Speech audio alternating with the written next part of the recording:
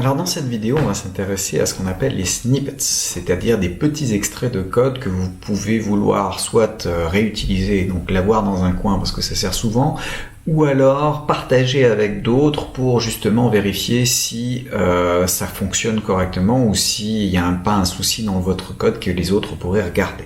Donc comment est-ce qu'on le voit? C'est vous allez, donc quand vous êtes sur votre projet, vous avez un petit machin qui s'appelle extrait de code là-dedans. Alors extrait de code, ces snippets, vous pouvez soit en créer un nouveau, soit explorer ceux qui sont déjà présents. Alors si vous voulez en créer un nouveau, par exemple, vous mettez un titre, vous avez eu un souci et vous voulez demander l'avis, pas seulement mon avis avec l'issue, mais aussi demander si par exemple un de vos camarades n'aurait pas une réponse.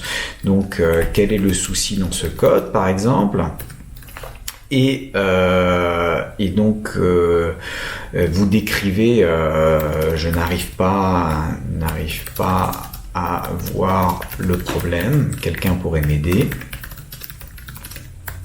Dans ce cas-là, forcément, il ne faut pas que votre code soit privé, mais il doit bien être public. Et puis, vous mettez, par exemple, donc là, pourquoi est-ce que Python me donne une erreur là-dessus? Et donc, voilà, vous pouvez créer le snippet. Une fois qu'il est créé, il y a votre marque dessus et il va être accessible. Donc, si on va dans les extraits de code maintenant qui sont ici, donc ça c'est les vôtres. Et si on veut rechercher les extraits de code, voilà, extrait de code ici. Donc plus, il faut aller rechercher.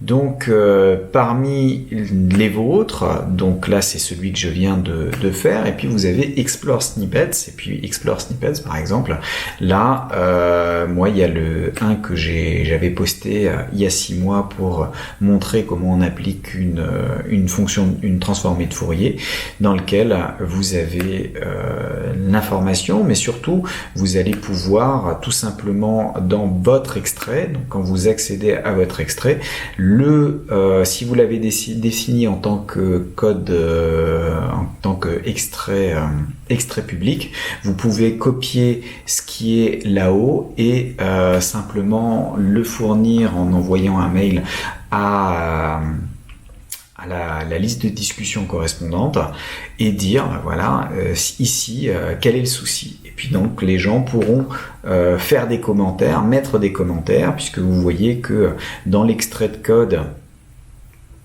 qui est ici, qui n'est pas le mien, pas celui de John Doe, mais celui de Jean-Julien Fleck. Donc dans cet extrait de code, je peux mettre un commentaire, signaler des erreurs, donner des informations, et donc là aussi, si vous envoyez ça en mode public, vous pourrez demander des avis de tout le monde, et tout le monde pourra peut-être vous aider à résoudre votre problème.